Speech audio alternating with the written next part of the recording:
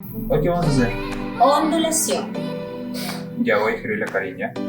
Le vamos a hacer ondulación a un muchacho divertido, inteligente y... ¿no?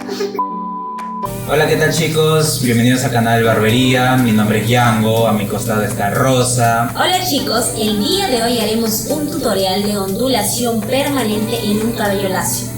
Pero antes de empezar, no te olvides suscribirte, darle like y compartir.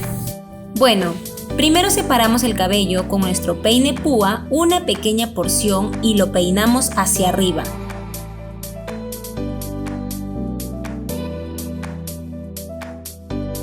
Aplicamos el líquido permanente de media a punta sin tocar el cuero cabelludo.